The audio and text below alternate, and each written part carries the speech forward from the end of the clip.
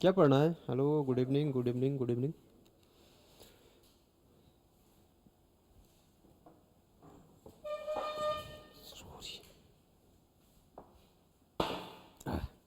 ऐसे सुविधा होता है।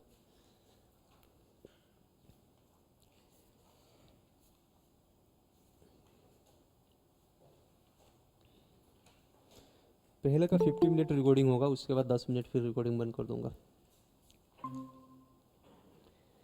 क्या पढ़ना था? एनपीओ। ओ, फाइनल अकाउंट। फाइनल अकाउंट हम लोग कंप्लीट करके छोड़े थे। कुछ डाउट है किसी का भी? हाँ, डाउट नहीं है?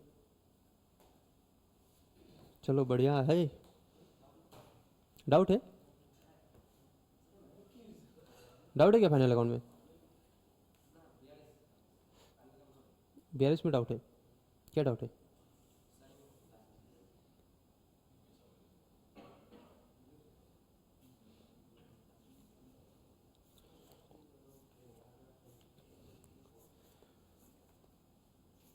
पेज नंबर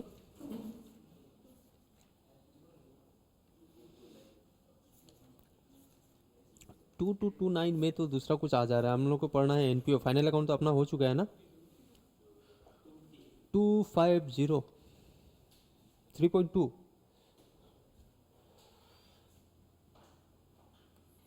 ए बाप रे बाप। पहले तो इरेज करना होगा, फिर पेन लेना होगा, पेन का थोड़ा सा बड़ा करना होगा। ओके।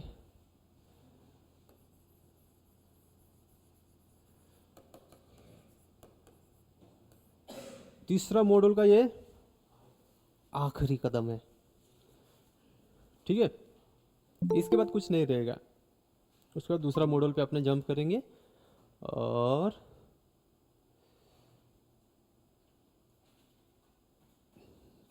5 to 6 डेज आप लोग का कंप्लीट अकाउंट्स, मेरा वाला पोर्सन। टाइम नहीं रहेगा, हाँ। कंप्लीट होते होते आपके हाथ में शायद मे बी 20 डेज रहेगा। शुरू कर दो। क्या था? फाइनल अकाउंट ऑफ या फाइनेंशियल स्टेटमेंट? वही है ना?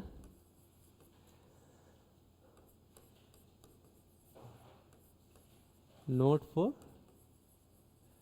प्रॉफिट ऑर्गेनाइजेशन,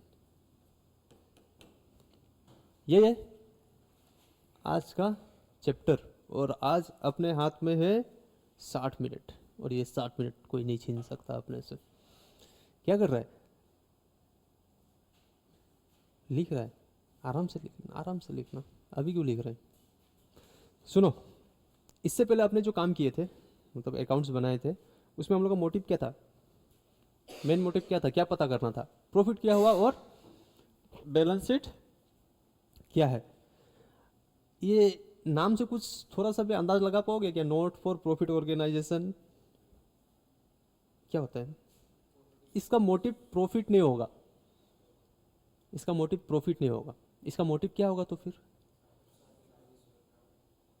सर्विस देगा। ठीक है, किसको? पब्लिक को। कुछ कुछ होगा जो पब्लिक को देगा, कुछ कुछ होगा जो अपना मेंबर को देगा। तो जानते हैं, मेरा मोटिव प्रॉफिट कमाने का नहीं है इस बार, ठीक है? इस बार सिर्फ काम करने का मेरा मोटिव है।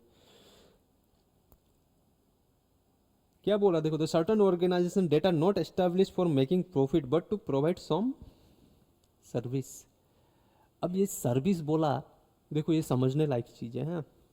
आप लोग को पढ़ने मिलेगा कि नहीं बोल रहा हूँ। इंटरप्रिटेशन ऑफ स्टेचू ऐसा कुछ लॉ है, आप लोग को मे भी नहीं मिलेगा।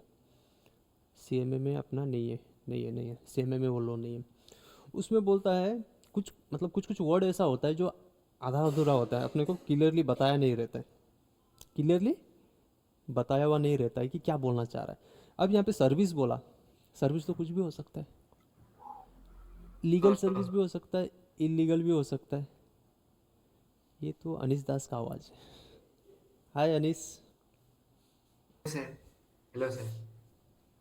ठीक है, तो ये समझना है कि सर्विस बोल दिया तो इसका मतलब ये नहीं कि किसी को चाकू मारो बोल दिया जाके मार दिया चाकू। वो वाला सर्विस नहीं होता। लीगल होना चाहिए, लीगली इन्फोर्सेबल, मतलब वो कानूनन तौर पे सही होना चाहिए। ठीक है? This service are generally given to members who makes subscription to avail them. ये सब्सक्रिप्शन कैसे लिया जाएगा या क्या होता है? नेटफ्लिक्स तो होगा ही। किसका किसका नेटफ्लिक्स है? किसी का नहीं है? किसका? आपका? इनका? अमीर बच्चा है।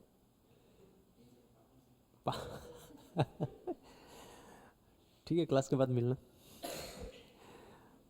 अमेजन? अमेजन का भी नहीं। सब्सक्रिप्शन क्या होता है ना, वो पैसा दे के आपका एडमिशन जैसा मिल जाता है। वो फॉर्म रजिस्टर करवाता है ना, कॉलेज में नाम लेने से पहले फॉर्म फिलअप करके कुछ पैसा दिया होगा ना, फॉर्म का पैसा लेगा, वही एडमिशन लेने के लिए पैसा देगा। तो वही बात बोल रहा है कि कोई भी एनपीओ में आपको अगर ढुकना है तो सब्सक्रिप्शन लेना होगा मेंबर बनने के लिए। हाँ, उसका फ़ायदा उठाने के लिए आपको सब्सक्रिप्शन लेने का ज़रूरत नहीं है। ठीक है, जैसे उन्होंने लिया अपना दोस्त का सब्सक्रिप्शन लिया ना आपने, पैसा किसने दिया? दोस्त ने दिया या आपने? आप तो फ़ायदा उठा रहे हो, तो आपको लेना पड़ा क्या? उसी तरीके से एनपीओ में सब्सक्रिप्शन बस वही लेगा जिसको मेंबर बनना है। फ़ायदा उठाने वाला को मेंबर बनना जरूरी नहीं है। ठीक है, इसको इसको ना नॉन ट्रेडिंग एंटिटीज भी बोला जाता है। नॉन ट्रेडिंग एंटिटीज लिख लो, ये नॉन ट्रेडिंग एंटिटीज।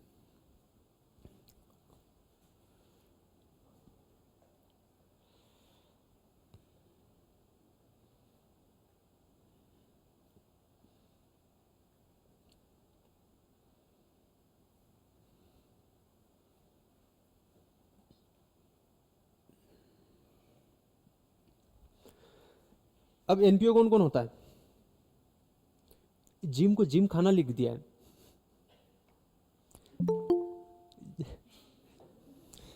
ठीक है, कोई बात नहीं। स्पोर्ट क्लब, यहाँ पे गल्फ फील्ड है ना, गल्फ फील्ड, वो एनपीओ है। पता करो, आप लोग तो यही कहा है। वो प्रॉफिट मोटिव से नहीं करता है, नहीं करना चाहिए। यहाँ पे खेल होता है क्या? बाहर से आता है, टूर्नामेंट होता है? में भी नहीं होता है। बस यहाँ का मेंबर लोग को खेलने मिल जाता है, बस उतना है ना। तो ये प्रॉफिट, इसका मोटिव प्रॉफिट हुआ या बस सर्विस दे रहा है? तो यहाँ पे बोल रहा है ना, स्पोर्ट्स क्लब, बहुत सारा क्लब होता है जो बस आपको सर्विस देगा, उन लोग का मोटिव प्रॉफिट नहीं होगा। लेकिन रियल लाइफ में अगर आप लोग झांको गंदा नज़र से, तो कहीं ना कहीं उन लोग पैसा कमा रहा होगा। करता है, बोलता नहीं है, करता तो सब कुछ है। Educational institute, oh my God, सबसे अच्छा एग्जाम्पल है ये एनपीओ का। हम लोग एनपीओ है, एनपीओ तो सारा एजुकेशन इंस्टीट्यूट एनपीओ होता है। वो लोग क्या बोलेगा? हम लोग बस सर्विस देगा, मेंबर है, कुछ मेंबर है, पैसा आएगा। लेकिन एडमिशन फीस कितना? एक बच्चा को अगर फर्स्ट ईयर में एडमिशन लेना है तो 22,000 ओनली। बुक्स का अलग है, ड्रेस का अलग है, बस का सर्विस चार्ज अलग है, और वो बीच बाज में वो कुछ झमेला भी होता है ना बीच बीच में, ये डे वो डे फलना डे, हाँ फेब्रुवरी वाला डे नहीं। ठीक है, टीचर डे वगैरह हम बोल रहे हैं। फेब्रुवरी वाला डे के लिए तो वो काउंट नहीं होगा, वो तो अपना है, पर्सनल एक्सपेंसेस है, वो ड्राइंग में चला जाएगा। पब्लिक हॉस्पिटल, लाइब्रेरीज, यहाँ पे लाइब्रेरी है क्या कहीं पे? हाँ है, बंद कर दिया, जाता ही नहीं होगा कोई। वहाँ पे भी अगर आप लोग चला जाता ना तो पता चल जाता कैसे होता है कि वहाँ पे एक कार्ड बनाना होगा। एक कार्ड बनाया आप तो एक कितना साल का होगा, नॉर्मली 1 ईयर का देता है, कोई कोई 6 महीना का देता है। एक फीस पे करना होगा, कार्ड देगा उन लोग बना के। अब जब जाओ, वो टाइमिंग के अनुसार, रात को 9 बजे बंद होगा तो 9 बजे से पहले कभी भी जाओ, आपको एंट्री वहाँ पे मिल जाएगा। पढ़ना है बुक वहाँ से लो, पढ़ो, पास होना है, खुद का बुक लेके जाओ। लाइब्रेरी है नहीं तो पता नहीं चलेगा।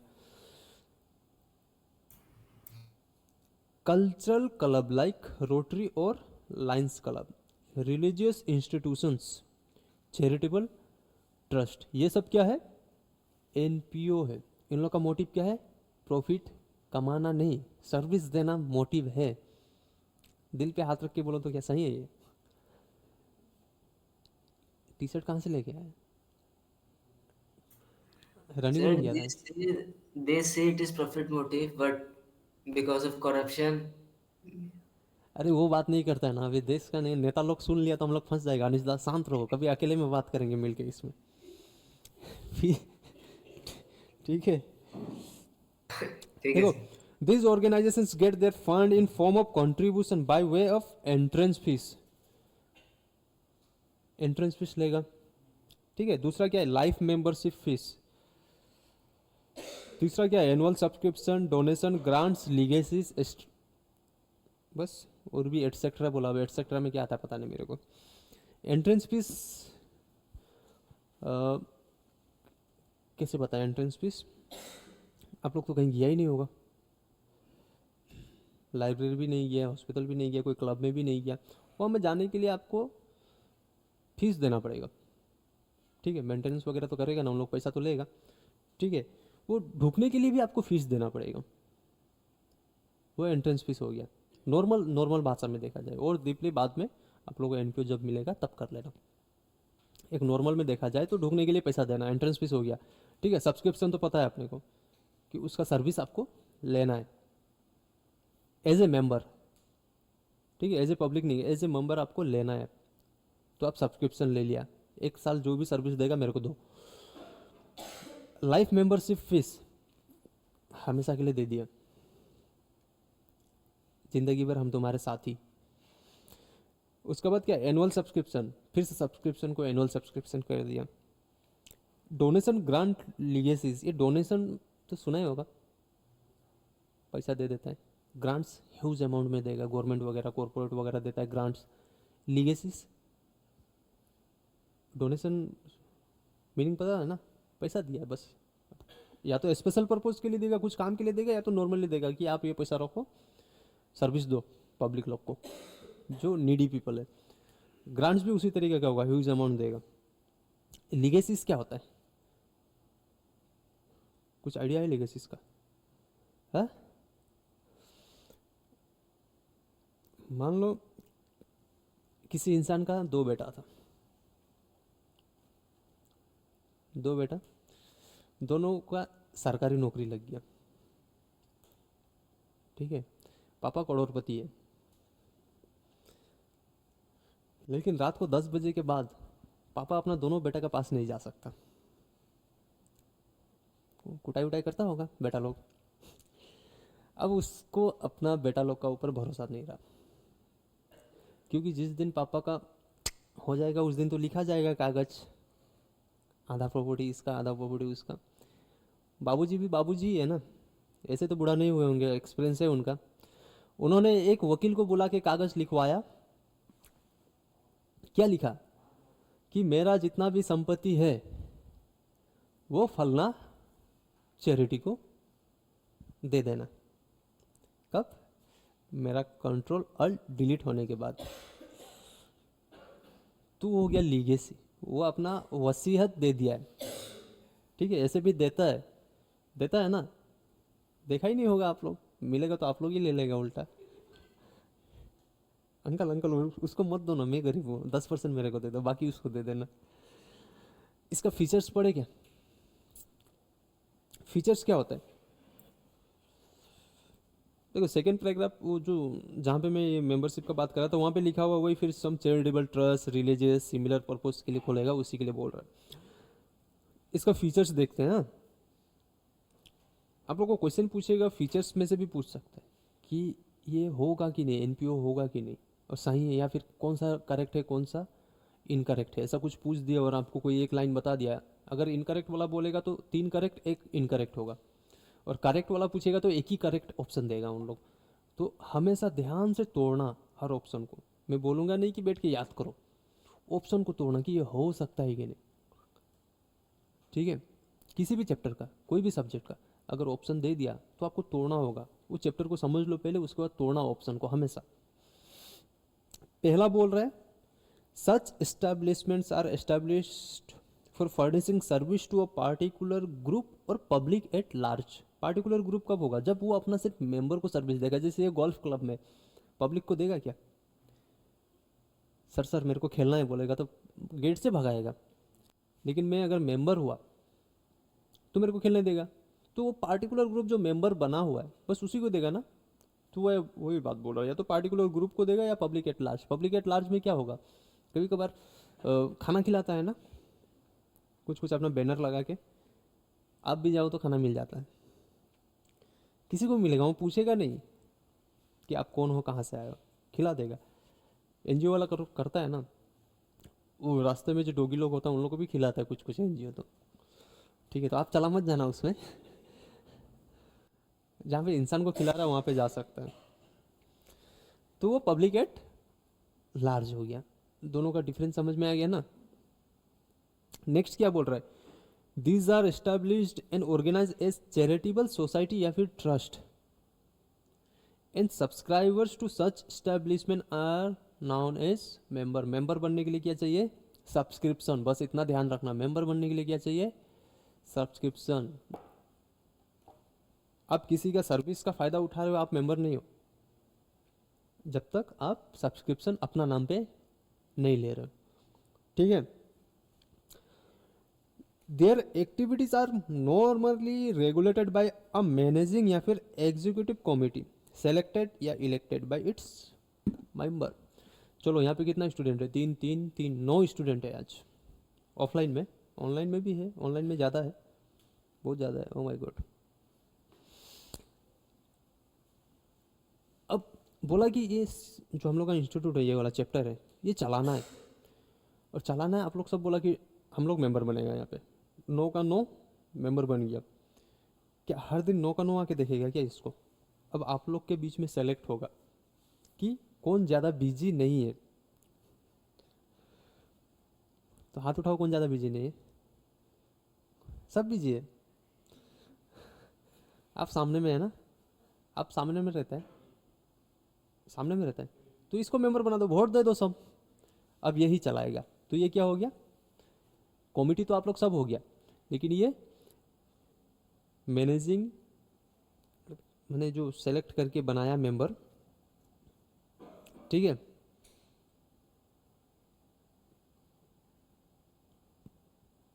नेक्स्ट क्या है? देखो, इसको सारा रिस्पॉन्सिबिलिटी इसको दे दिया ना, लेकिन कमिटी तो आप लोग सब है। एक कमिटी है आप लोग का ऊपर छोड़ा हुआ है, तो आप लोग कमिटी होगा, मैनेजिंग कमिटी। आप लोग किसको जिम्मा दे दिया? इसको। फंसेगा अगर ये काम उल्टा पुल्टा किया तो फंसेगा सबको ही, क्योंकि कमिटी तो आप लोग सबका सब कमिटी है। मेंबर मेंबर और भी होगा, लेकिन हम लोग मेंबर बनने के बाद कमिटी बनाया गया आप लोग को वोट दे के।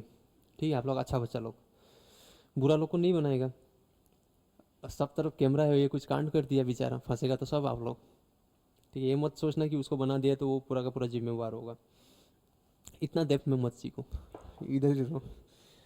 The principal source of income of the this organisation are entrance fees. Main पैसा कहाँ से आएगा? एंट्रेंस फीस से आएगा, member life members membership fees से आएगा, एनुअल सब्सक्रिप्शन, डोनेशन, ग्रांट और लीगेसी एटसेट्रा। अब एटसेट्रा क्या होता है पता नहीं। ठीक है, ईटीसी।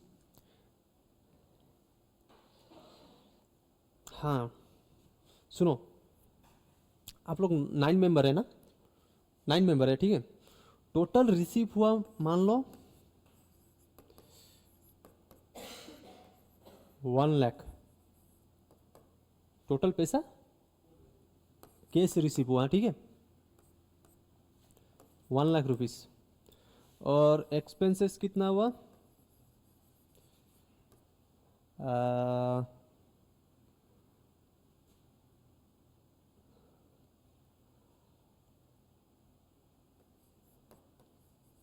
73,000।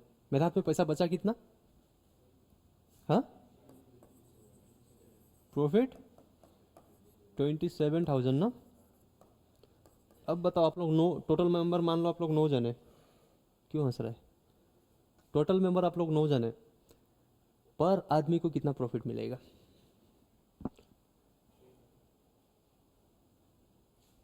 3 और टोटल रिसीव हुआ वो एनपीओ में 1 लाख, और खर्चा कितना किया आपने? 73,000 अपना खर्चा हो गया। मेरा हाथ में बचा कितना? 27,000। टोटल मेंबर कितने अपने हाथ में? 9। पर मेंबर को कितना प्रॉफिट मिलेगा? 3,000 डिवाइड बाय 9 रुपीज़ 3,000। ये मैंने पहले स्टार्टिंग में कुछ लिखा था, ये नॉन ट्रेडिंग एंटिटी है, नॉन प्रॉफिट एंटिटी है। आप लोग प्रॉफिट बांटा कैसे?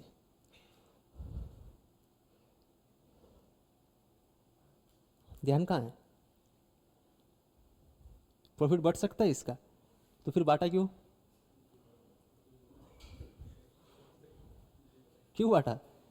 प्रॉफिट नहीं बचेगा, ये वो एनपीओ जो भी होगा चैरिटेबल ट्रस्ट को, उसी के पास ही रहेगा ये पैसा, मेंबर के पास नहीं जाएगा। मेरा काम है क्या? प्रॉफिट खाना। पैसा दिखा नहीं, मुंह उठा के आ गया सबके सब। कितना रफ्तार में बांटा हो। क्या नाम था उसका? विशाल, विशाल ना? 3,000 खुश हो गया वो। समझ में आया है? पैसा नहीं बांट सकता। लास्ट फीचर वही है, the surplus generated in the form of excess income over expenditure. Income ज़्यादा हो गया और एक्सपेंडिचर कम हो गया, is not allocated among the member. बटेगा नहीं। खा मत देना। 27,000 बच गया, 3,000 खा लेता, कुछ नहीं होगा, मत खाना, फंस जाएगा। ठीक है? अब एनपीओ है ना, आपका ऊपर भी तो ऑडिट होगा ना। वो पैसा का क्या होगा बोल रहा है, या मतलब खा दिया तो क्या होगा वो पूछ रहा है। वो पैसा क्या होगा, कुछ रूल्स है। ठीक है, जब आप इंटर में जाओगे थोड़ा बहुत मैं आपको हिंट्स दे देता हूँ। 27,000 बचाना, इसमें जो कुछ पोर्शन अपने को इन्वेस्ट करना होगा, कुछ पोर्शन इन्वेस्ट करना होगा ताकि वहाँ से भी इनकम आए। अब कुछ होगा, परसेंटेज होगा, बस यही है। इन्वेस्ट करेगा, कहीं पे लगाएगा, वही करेगा, लेकिन आप लोग का फ़ायदा के लिए कुछ नहीं कर पाएगा। आप लोग बस मेंबर है। तो इसका मेंबर, अब एक स्टूडेंट लाइफ में हो तो इसका मेंबर बन के फ़ायदा है। पहले वो अल्टीट्यूड में पहुंचना पड़ेगा आपको, तब जाके बनना किसी का मेंबर। ठीक है, ऐसे मत घुस जाना, लॉस है अपना, कॉम्प्रोमाइज़ हो जाएगा। मदद तो करना पड़ेगा, कुछ भी काम हो गया आप लोग दौड़ दौड़ के जाना पड़ेगा ना, नहीं जाने से होगा क्या? आप लोग का उतना टेंशन नहीं, आप लोग को नहीं बुलाएगा, इन लोग को बुलाएगा। ठीक है, चलो वहाँ पे रैली करना है, दौड़ के गया गर्म में रैली में बेचारा, टोपी पहन के, सनग्लासेस पहन के, गलती से सनस्क्रीन लगाना भूल गया। शाम को ऐसा करके वीडियो कॉल किया है, सामने वाला पहचाना नहीं, तुम कौन? अरे बाबू मैं हूँ। ठीक है, तो इससे दूर ही रहना। दूर तो उधर से भी रहना है, बाद में बात करेंगे ये सब, क्लास में नहीं। हाँ सुनो, अपने क्या क्या बनाएंगे, क्या क्या बनेगा? ठीक है,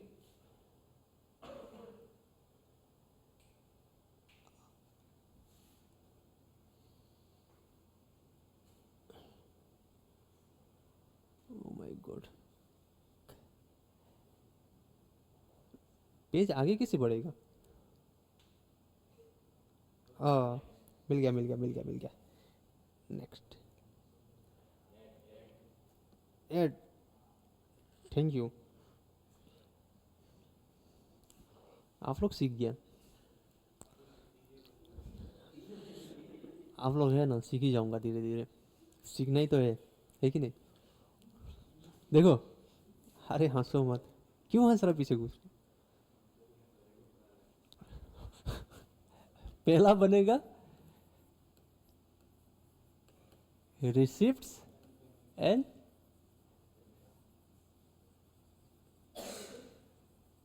पेमेंट अकाउंट। पहला क्या बनेगा?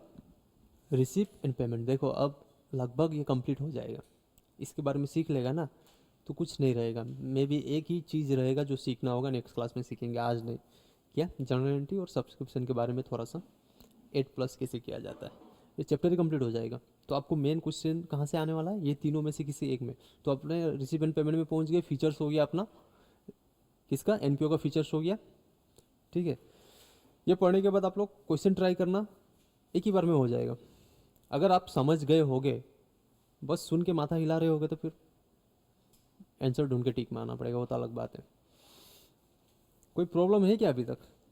नहीं है। रिसीव एंड पेमेंट, इसका मतलब क्या होता है?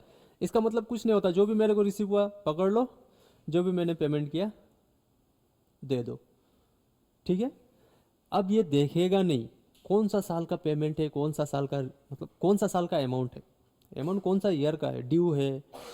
मान लो कि 23 में मेरे को किसी से पैसा मिलना था, लेकिन वो आके मिला मेरे को 24 में, तो रिसीव एंड पेमेंट बोलेगा आ जाओ। ये रिसीव एंड पेमेंट ना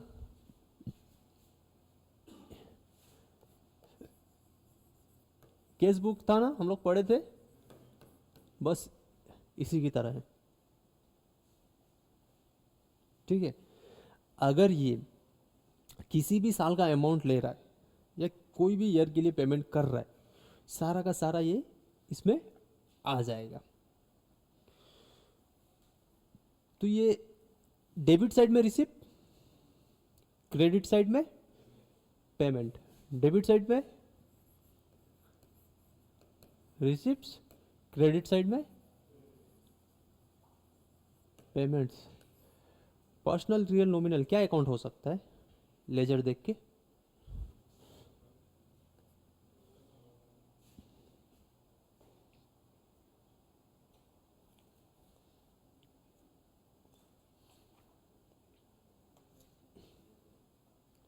अकाउंट देख के क्या लग रहा है? रिसिप्ट डेबिट साइड में है, पेमेंट क्रेडिट साइड में है। नॉमिनल अकाउंट का रूल बताओ। आप ही बोला ना नॉमिनल। हाँ, गोल्डन रूल बताओ ना नॉमिनल का। हाँ, रियल अकाउंट का rule. Debit word comes in, credit word goes out. Comes in यहाँ पे हो रहा है, कम्स इन, और ये गोज आउट हो रहा है। तो ये क्या अकाउंट है? ये रियल अकाउंट है। इसका नेचर क्या है? लिख लो, नेचर क्या है? रियल अकाउंट का नेचर है इसका। क्यों? क्योंकि सारा का सारा रिसीप्ट डेबिट साइड में आ रहा है, पेमेंट क्रेडिट साइड में जा रहा है। नॉमिनल अकाउंट में होता है क्या? नॉमिनल अकाउंट में डेबिट साइड में ऑल लॉसेस होता है, तो ये ऑल लॉसेस डेबिट साइड में है क्या? नहीं है ना। लॉसेस किस साइड में? क्रेडिट साइड में।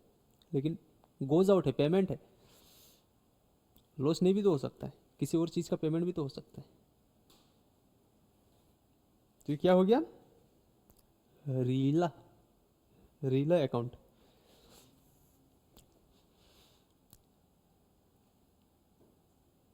तो रिसिपेंट पेमेंट के बारे में पढ़ते हैं।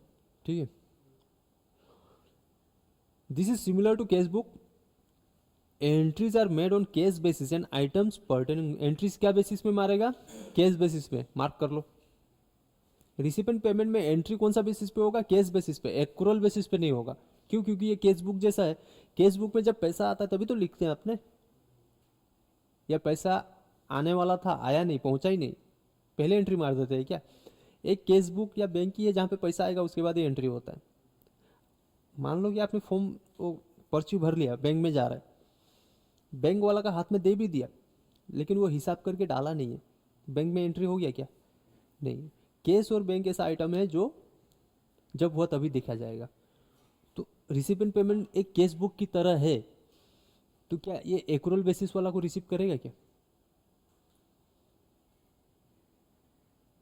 मैं केस बुक बना रहा हूँ, मुझे आप लोग से फीस लेना है, ठीक है, और आप लोग का फीस ड्यू होता है 15th ऑफ मई को। आज कितना है? 18th। 15th ऑफ मई को ड्यू होता है।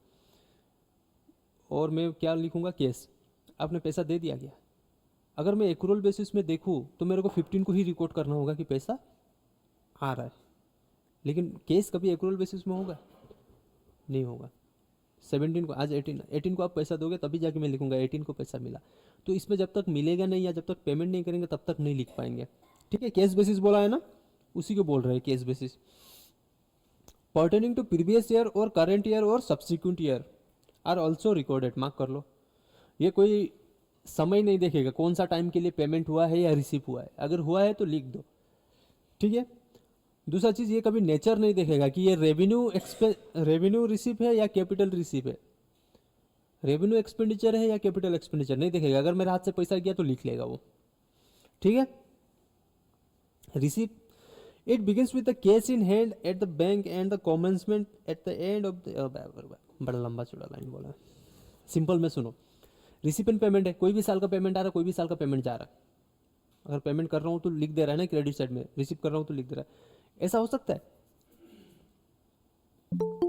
कि मेरे पास 100 रुपीज़ था स्टार्टिंग में, पूरा साल खत्म होते होते ये हमेशा 1 साल के लिए बनाया जाएगा, ठीक है। फिर नेक्स्ट ईयर कैरी फॉरवर्ड होता है। 100 रुपीज़ था, एट द एंड मेरे पास 10 रुपये बचा, तो नेक्स्ट ईयर में जो स्टार्ट करूंगा वो 10 रुपये से स्टार्ट करूंगा या फिर से 100 रुपीज़ से स्टार्ट करूंगा? 10, तो वो बैलेंस इन फिगर अमाउंट हो जाएगा। बैलेंस बीडी पढ़े थे ना, ब्रोट डाउन। किसका बैलेंस हम लोग ब्रोट डाउन करते थे?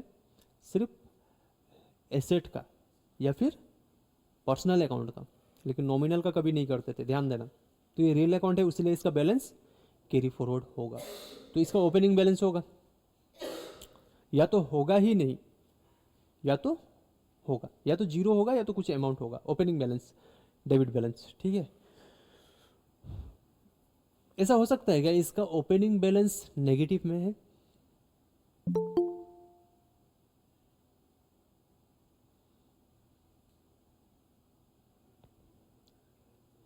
क्यों नहीं हो सकता?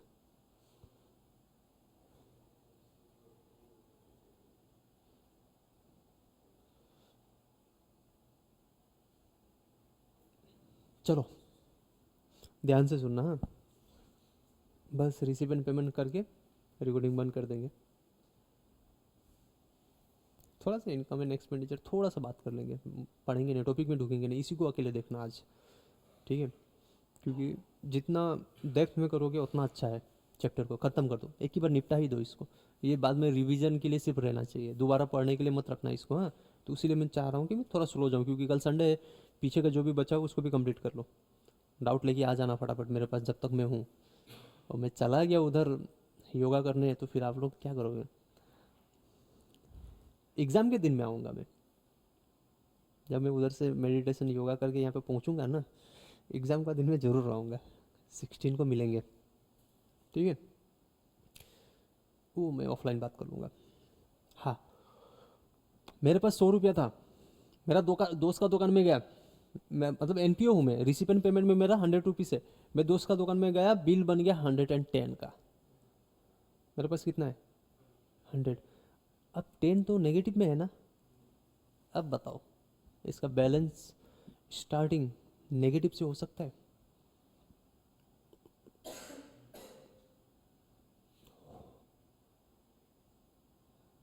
अरे क्या हुआ? मेरे पास 100 रुपीज़ था रिसिपेंट पेमेंट में, मैंने खर्चा कर दिया 110। 100 तो मैंने पेमेंट कर दिया, और वो था 31 मार्च रात को 11:50 में खरीदा था मैंने, ठीक है। मतलब थोड़ा सा कम पड़ गया था, जो भी था थोड़ा सा कम पड़ गया। तो दोस्त के पास था अवेलेबल, बोला यहाँ पे आओ मेरे पास से लेके जाओ। तो वो ब्लैक में दिया, रात को था ना, दरवाज़ा बंद होने के बाद ब्लैक में दिया जाता है। अच्छा सामान था, ज़रूरत का चाहिए ना। 110 ले लिया वो। वैसे नॉर्मली बाकी लोग को 140 लेता था वो, मेरे को दोस्त है ना, सिर्फ 10 रुपये दे के छोड़ा वो, ठीक है। आके खाया भी अलग से, वो अलग है। 10 रुपये मेरा नेगेटिव में चला गया। अब बताओ, नेगेटिव फिगर से स्टार्ट हो सकता है, माइनस से, -10। 100 था, मैंने 110 का सामान खरीद लिया, और 31 मार्च लास्ट था, पार्टी था उस दिन को। नेक्स्ट डे सुबह 1 अप्रैल बुक तो नया शुरू हो जाएगा, 10 रुपये माइनस में लगा हुआ है। बोलो, हो सकता है? हाँ, अरे बोलो, जवाब दो। एक हाँ बोल रहा है, आप भी हाँ बोल रहे हो, बाकी क्या हो गया? विशाल, 100 रुपीज़ था मेरे पास रिसिपेंट पेमेंट अकाउंट में, मतलब ये बुक में मेरे पास 100 रुपीज़ था। 31 मार्च को आपने खरीदने गए, रात को 11:50 में 110 लिया, तो मैंने सिर्फ 100 रुपीज़ दिया, 10 रुपीज़ नेगेटिव में चला गया है। अब नेक्स्ट डे मेरा रिसीव एंड पेमेंट अकाउंट खुलेगा तो नेगेटिव में खुलेगा या पॉजिटिव में खुलेगा? 10 रुपये नेगेटिव लग गया इधर, लेकिन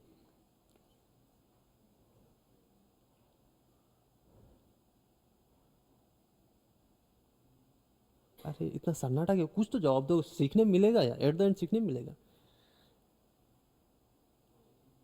हाँ हाँ, बाद में करना है, लेकिन देख मैं नेक्स्ट डे का बात कर रहा हूँ। अगला दिन सुबह जो खुलेगा ना, वो -10 बोल के खुलेगा तो हाँ बाद में तो होगा, लेकिन अभी मेरा रिसिपेंट पेमेंट में माइनस लगा है या प्लस है, वो पूछ रहा हूँ मैं।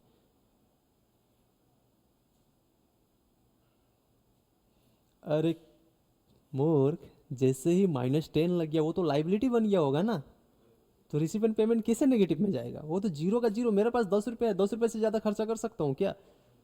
जनरल एंट्री मारो ना, तो समझाना था ना मेरे को। जनरल एंट्री अगर मारूंगा मैं, टू केस कितना चला गया मेरा? 100। अब मेरा दोस्त का नाम क्या था? बप्पन। बप्पन ₹10 होगा। और जो भी हम लोग खरीदा था इमरजेंसी अकाउंट, कितना? 110। क्या केस से मेरा नेगेटिव में चला गया क्या? नहीं गया ना, नहीं जाएगा। केस कभी भी नेगेटिव नहीं जाएगा, भले वो लाइबिलिटी खड़ा कर देगा कहीं से, तो मेरा लाइबिलिटी खड़ा हो गया ना। इसका मतलब ये तो या तो जीरो रहेगा या तो पॉजिटिव बैलेंस ही रहेगा, नेगेटिव में नहीं जाएगा। दूसरा बात क्या बोल रहा है? Receipt are shown on the debit side. हाँ ये तो पता है, हम लोग लेजर देख लिया है। और पेमेंट किसमें? Credit side. Capital as well as revenue items are entered in the receipt and payment account. इसमें कुछ देखा नहीं जाएगा, कैपिटल आइटम है या रेवेन्यू आइटम। रिसीव हो रहा है तो लिख दो, पेमेंट हो रहा है तो क्रेडिट साइड में लिख दो। ये सोचो मत कि वो पैसा ह्यूज अमाउंट है, छोटा अमाउंट है, किसी काम के लिए है, कुछ नहीं सोचना। मैंने पेमेंट किया तो लिख दो, रिसीव किया तो भी लिख दो, ठीक है। बाइफर्केशन नहीं चाहिए मेरे को कि रेवेन्यू है, कैपिटल है, फलना है, डिमकाना, कुछ नहीं। आया लिखो, गया लिख दो, ठीक है। No provision are recorded in this account. देखो प्रोविजन कोई भी रिकॉर्ड नहीं होगा, जैसे provision for depreciation, provision for bad debt पैसा बनाते हैं ना, क्यों रिकॉर्ड नहीं होगा रिसीप एंड पेमेंट अकाउंट में? हाँ सही है, सही है, सही है, बोलो जोर से बोलो। क्योंकि केस बेसिस में बनाना था ना, केस बेसिस में बनाना है तो प्रोविजन केस है क्या? नहीं है। दूसरा बात क्या बोल रहा था? Opening and closing balance of accounts are reflected as asset in the balance sheet. आई बाबा, केस तो एसेट ही है ना मेरा, वही बात बोल रहा है। ओपनिंग बैलेंस भी केस होगा, क्लोजिंग बैलेंस भी केस, एसेट ही है। तो क्लोजिंग बैलेंस जो मेरा 31 मार्च को जो पैसा बचा, वो मैं बैलेंस शीट में भी तो दिखाऊंगा। केस इन हैंड -10, -10 हो जाएगा क्या? नहीं होगा, या तो जीरो होगा या तो पॉजिटिव बैलेंस होगा। केस कभी नेगेटिव में जा ही नहीं सकता, गड़बड़ हो जाएगा फिर, ठीक है। इसका फीचर्स देख ले, क्या आता ही है फीचर्स आप लोग को, जो हम लोग अभी इतना देर समझा ना वही फीचर्स है। पहला फीचर बोल रहा है it is an account which contain all cash and bank transaction made by a non profit organisation during a particular financial period. एक साल में जो भी हुआ है कैश या बैंक में ट्रांजेक्शन लिख दो, ठीक है। दूसरा बात क्या बोल रहा है? It's start with opening balance, या तो जीरो होगा या तो पॉजिटिव होगा, ठीक है।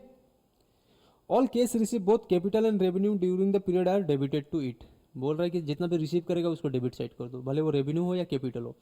दूसरा बात क्या बोल रहा है? ऑल केस पेमेंट क्रेडिट कर दो, पेमेंट जो भी कर रहा हूं मैं क्रेडिट साइड में लिख दो। While recording the cash and bank transaction all entries are made on cash basis, मतलब कि प्रोविजन नहीं होगा, केस बेसिस में जो काम हो रहा है बस वही होगा।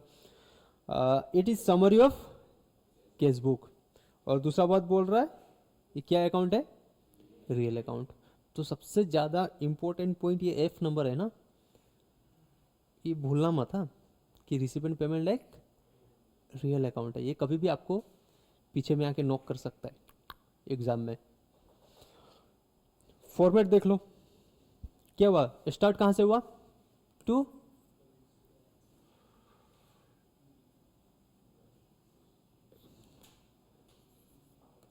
रिसिपेंट पेमेंट अकाउंट, क्या होगा, टू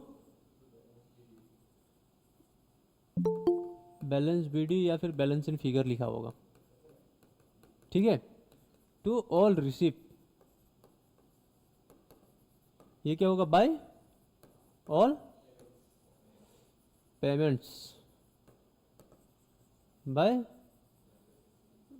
बैलेंस इन फिगर ना, ये किधर चला जाएगा, बैलेंस शीट में, एसेट साइड में, क्या बोल के, केस इन हैंडवाल,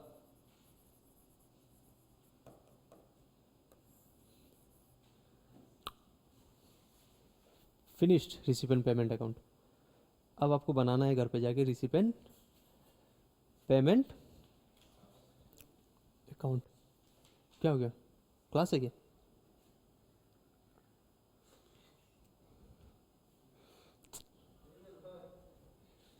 मैं तो कुछ बोला ही नहीं मैं तो बस किया था, क्या बोल रहा है?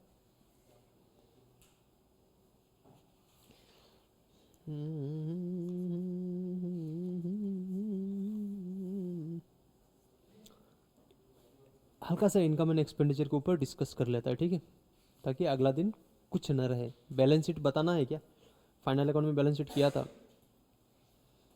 ना, वही बैलेंस शीट है ये, ठीक है।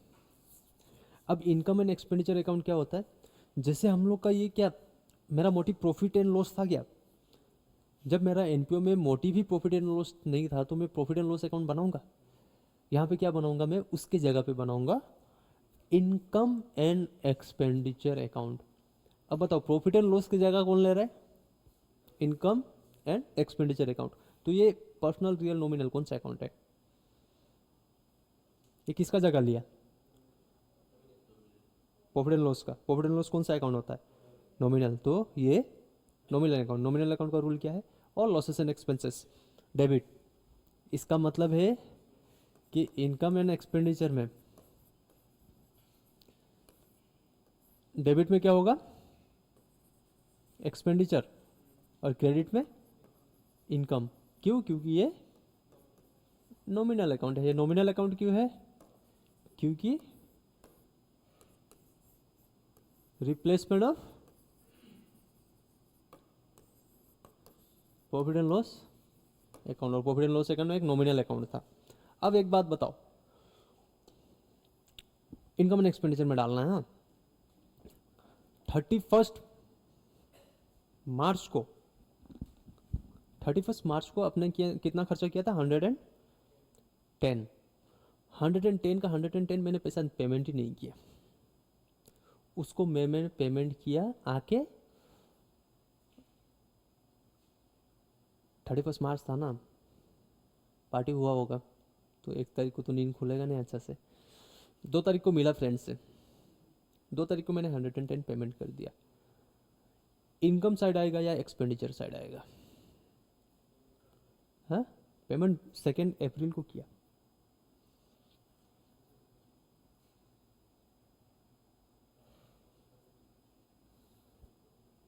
हंड्रेड एंड टेन किधर, इधर में ना, कौन था, बप्पन। एक्सपेंडिचर साइड आएगा। पेमेंट कब किया था, पेमेंट ऑन 2 अप्रैल,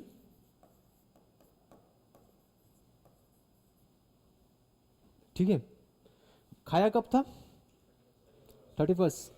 किस ईयर से रिलेटेड था, 31 23 से रिलेटेड। और मैंने पेमेंट कब किया, 2 अप्रैल 24 को।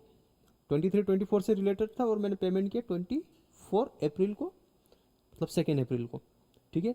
इसने जगह किसका लिया है, प्रॉफिट एंड लॉस का। और प्रॉफिट एंड लॉस को किस साल से मतलब होता है,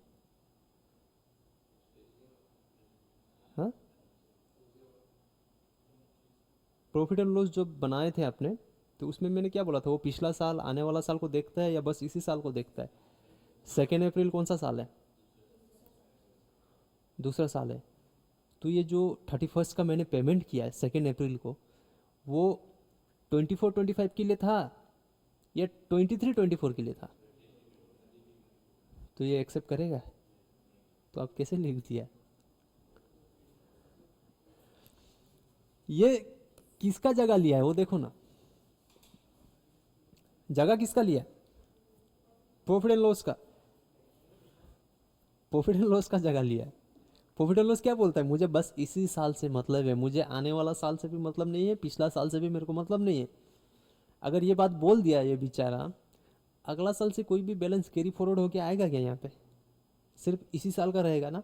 और जो 110 मैंने 2 अप्रैल को पेमेंट किया है वो इस साल का है क्या खर्चा?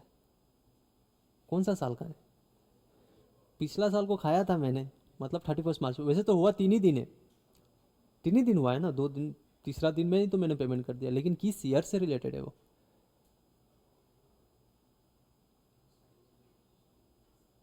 कंफ्यूज है क्या? ईयर एंड कब होता है? 31 मार्च को। नॉर्मली 31 मार्च को, दिसंबर भी कर सकता है। 31 मार्च को ईयर एंड हो गया। मैंने खाया कब था? 31 मार्च 24 को। और वो ईयर कौन सा था? Financial year 23-24। फाइनेंशियल ईयर 23-24 था, मतलब उस साल खाया था, खर्चा भी उस साल का था। मैंने आगे रिकॉर्ड कर दिया 24-25 में। करेक्ट है क्या? प्रॉफिट एंड लॉस तो मना करेगा। तो प्रॉफिट एंड लॉस अगर मना करेगा तो इनकम एंड एक्सपेंडिचर का भी रूल सेम है, वो मानेगा नहीं, मुझे इसी साल से मतलब है। ठीक है। हाँ, अब मैंने एसेट खरीदा, अपना जो ऑर्गेनाइजेशन था, ठीक है, फलना एंड फलना ऑर्गेनाइजेशन बोल के कुछ नाम था। अब हम लोग ने खरीदा बाइक। क्या खरीदा? बाइक। कितना का? कौन सा बाइक खरीदना था? है? आप ले रहे हैं ना? आप भी ले रहे हैं क्या? क्या लिया है?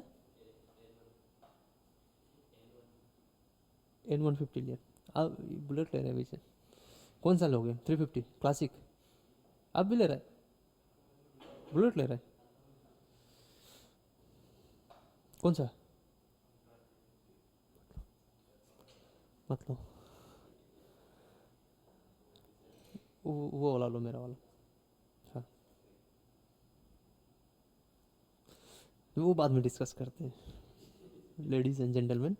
हाँ, मैं क्या बोला? मैंने खरीदा कंपनी के लिए, मतलब ऑर्गेनाइजेशन के लिए। एनपीओ, कंपनी कंपनी निकल रहा है, मिस्टेक है। हाँ, ये मेरा मिस्टेक है, पकड़ लेना। कंपनी नहीं हो सकता, ये एनपीओ है। एनपीओ को हम लोग कंपनी नहीं बोल सकता, एनपीओ बोलना पड़ेगा। ठीक है, ट्रस्ट है तो ट्रस्ट, कोई एनजीओ तो एनजीओ का नाम लो, कंपनी मत बोलना। अब मैं बोला तो मेरे को पकड़ लेना, ठीक है? फिर वहाँ से यहाँ आके पकड़ना मत, मेरा शब्द को पकड़ना। मैंने बाइक खरीद लिया, किसके लिए? ऑर्गेनाइजेशन के लिए, अपना एनपीओ के लिए। तो बाइक जो ज़रूरी था, कितना का खरीदा? 2 लाख पड़ जाएगा, तो चलो 2 लाख ही करते, 2 लाख करते। हर हर आइटम का 2 ट्रीटमेंट होता है। एक ट्रीटमेंट मैंने यहाँ पे दिखाया, दूसरा ट्रीटमेंट कहाँ पे दिखाऊंगा? एक्सपेंडिचर ही तो, सॉरी, ये तो इनकम में कर चला गया ना। नेक्स्ट पेज ऐड कर दो क्या? कचरा हो गया यहाँ पे। इनकम एंड एक्सपेंडिचर, ये लास्ट टॉपिक है आज का, तो ध्यान से सुनना। ये होगा इनकम, ये हो गया एक्सपेंडिचर। मैंने क्या खरीदा? बाइक। कितना का? 200,000 का। ठीक है, उतना का ही खरीदा ना, 200,000। ये ज़्यादा का खरीदा? अरे भाई, ये 200,000 हुआ ना, सही है? मैं भी कंफ्यूज होता हूँ। हाँ, मैंने एक्सपेंडिचर साइड दिखा दिया, दिखा दिया। अब दूसरा कहाँ पे दिखाऊंगा? बैलेंस शीट में। बैलेंस शीट में एसेट साइड क्या दिखाऊंगा? भाई कितना का? 2 lakhs। ट्रीटमेंट हो गया। या और भी बाकी है कुछ?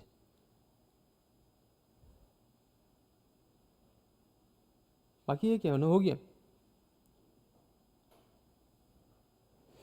अरे हर आइटम का दो ट्रीटमेंट होता है।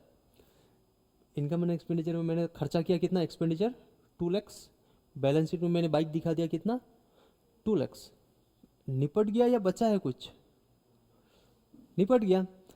अब बताओ कौन सा क्लास में आप लोग प्रॉफिट एंड लॉस अकाउंट में परचेज ऑफ एसेट लिखा था डेबिट साइड में, प्रॉफिट एंड लॉस में कौन टीचर सिखाया आप लोग को? प्रॉफिट एंड लॉस अकाउंट में परचेस ऑफ मशीनरी कभी लिखा है? क्यों नहीं लिखा है? हाँ, खरीदा भी होगा तो नहीं लिखा होगा ना। क्यों नहीं लिखा, बोलो नहीं लाया उसीलिए। हाँ,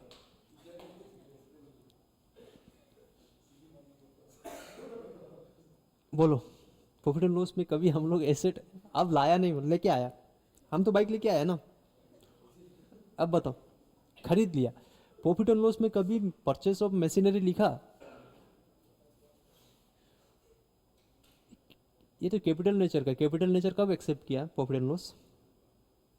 प्रॉफिट एंड लॉस क्या बोलता था, all losses and expenses all profit and gains. लेकिन ये रेवेन्यू नेचर का है क्या, या फिर कैपिटल नेचर का है?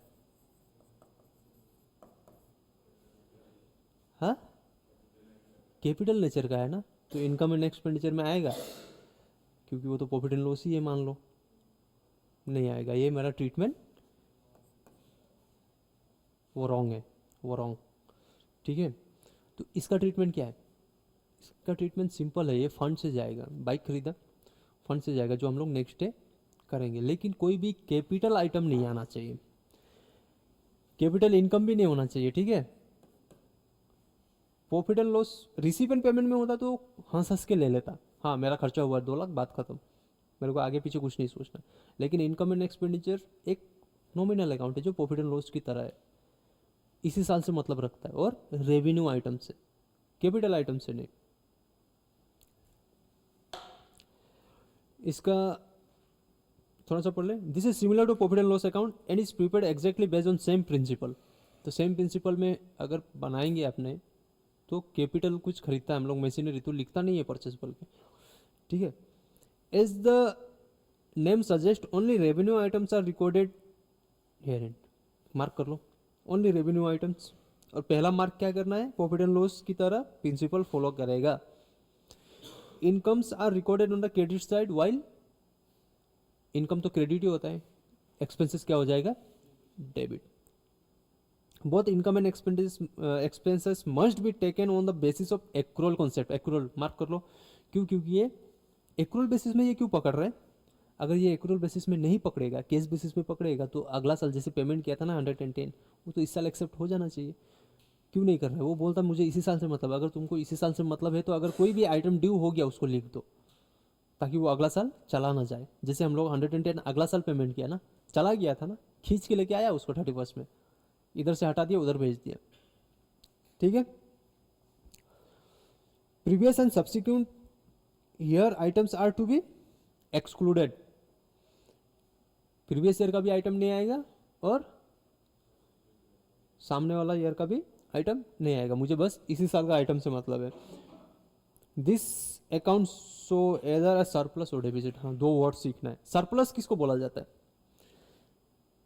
मेरे पास पैसा है 100 रुपीज़ और मेरा खर्चा हुआ 80, कितना बचा? 20 मेरे पास बच गया है ना, इसको बोला जाएगा सरप्लस। मतलब इनकम ज़्यादा हो गया मेरा, एक्सपेंसेस कम। सरप्लस का मतलब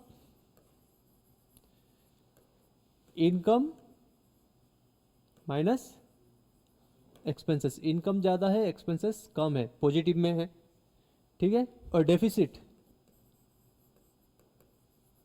इसका मतलब क्या है, एक्सपेंसेस ज़्यादा है और इनकम कम है। ठीक है, अब बताओ सरप्लस डेबिट साइड आएगा या क्रेडिट साइड? सरप्लस आ जाएगा क्रेडिट साइड। इनकम ही क्रेडिट साइड बैठता है तो बाबू सरप्लस क्या बैलेंस होगा, क्रेडिट बैलेंस या डेबिट बैलेंस? इनकम किस साइड है? Credit side. तो अगर मेरे को फायदा हो रहा है तो क्रेडिट साइड ज़्यादा है या डेबिट साइड? मेरे को प्रॉफिट हो रहा है तो क्रेडिट साइड ज़्यादा होने के कारण हो रहा है या डेबिट साइड ज़्यादा होने के कारण? तो ये तो इस साइड बैठेगा, क्रेडिट बैलेंस से डेबिट साइड में आके बैठेगा। और डेफिसिट कब होगा? जब एक्सपेंसेस ज़्यादा हो जाएगा एज कम्पेयर टू इनकम, तो क्रेडिट साइड में बैलेंस बैठाएंगे अपने। ठीक है, बस ये 2 वर्ड है। और मैं आज का रिकॉर्डिंग यहीं पे ख़त्म करता हूँ। ऑनलाइन वाले टाटा, बाय बाय।